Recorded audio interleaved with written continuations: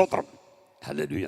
കർത്താവായ യേശു ക്രിസ്തു ഈ ഭൂമിയിൽ മാനവജാതിയുടെ രക്ഷയ്ക്ക് വേണ്ടി വന്ന് മാനവജാതിയുടെ മേൽ ചാർത്തപ്പെട്ട മരണം താൻ ഏറ്റെടുത്ത് മരണഭീതിയിലായിരുന്ന സകലരെയും വിടുവിച്ചു അല്ലേ. കർത്താവ് പ്രാണനെ പിതാവിൻ്റെ കയ്യിൽ ഏൽപ്പിച്ചു കൊടുത്തു. മരണത്തിന് കീഴടങ്ങി അരിമത്തിയിലെ യോസെഫിൻ്റെ കല്ലറയിൽ അടക്കി. സ്തോത്രം. ആ ചതിയൻ ജീവിച്ചിരുന്നപ്പോൾ ഈ മന്ദിരം പൊളിപ്പീൻ 3 ദിവസം കൊണ്ട് പണിത ഒരു ചരിത്രം അവിടെ സ്തോത്രം പറഞ്ഞിട്ടുണ്ട്. അതുകൊണ്ട് എന്ത് ചെയ്യണം? കല്ലറ അടച്ചുറപ്പാക്കണം. കല്ലറ അടച്ച് ഉറപ്പാക്കി അതിന്മേൽ റോമൻ മുദ്ര വെച്ചു കാവൽക്കാരെയാക്കി. സ്തോത്രം. ഒന്നാലോചിച്ചു. ഇനി പുറത്തു വരരുത്, മരിച്ച ആളും പുറത്തു വരരുത്, എല്ലാം ചെയ്തു വെച്ചു. റോമൻ മുദ്ര കണ്ടാൽ പിന്നെ അതിൽ ആരെങ്കിലും തൊടുവോ? തൊടത്തില്ല. റോമൻ മുദ്രയൊന്നും വേണ്ടല്ലോ. കേരള സ്റ്റേറ്റിൻ്റെ മുദ്ര വെച്ച ഇലക്ട്രിസിറ്റി ബോർഡിൻ്റെ പണ്ടൊക്കെ ആകുമ്പോഴത്തേക്കും ഈ പോസ്റ്റൊക്കെ വഴി കിടക്കുന്നത് സ്തോത്രം അതിലൊരു നമ്പർ എഴുതിയിട്ടുണ്ടാവും.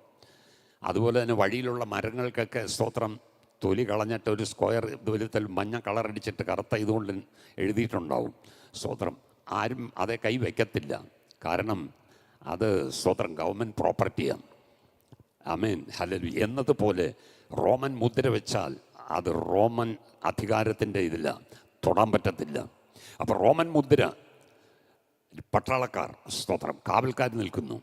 അതിരാവിലെ ഇരുട്ടുള്ളപ്പോൾ തന്നെ മത്നലക്കാരി മറിയും മറ്റുള്ളവരും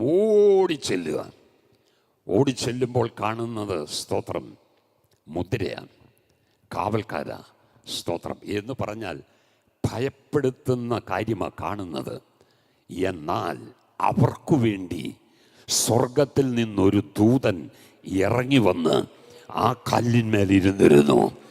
ഹല്ലേലൂയ.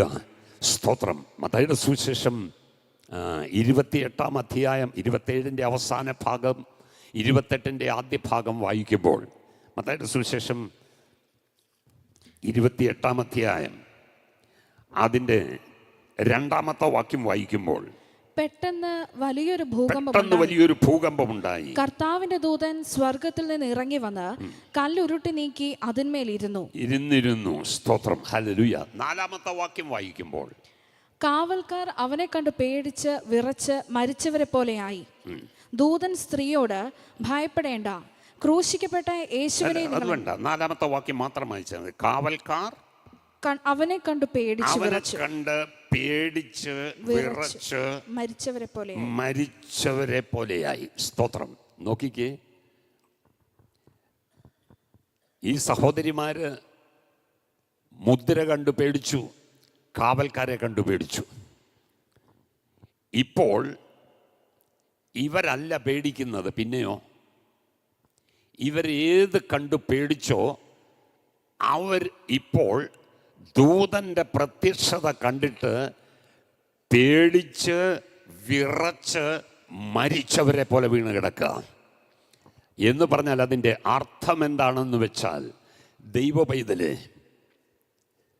നിന്നെ ഭയപ്പെടുത്തുന്ന വിഷയത്തിന്മേൽ ദൈവം ഭയമയച്ചിട്ട് നിന്നെ ഭയമില്ലാത്തവനായി നിർത്തത്തക്കവണ്ണം ദൂതന്റെ സാന്നിധ്യം നിന്റെ അടുക്കിലേക്ക് ഇറക്കിത്തരുന്ന ഒരു ദൈവമുണ്ടെന്ന് ഇന്ന് പകൽ തിരിച്ചറിയുന്നവർ എത്ര പേരുണ്ട്? കരമുയർത്തി ഒന്ന് ദൈവത്തിന് സ്തോത്രം ചെയ്താട്ടെ.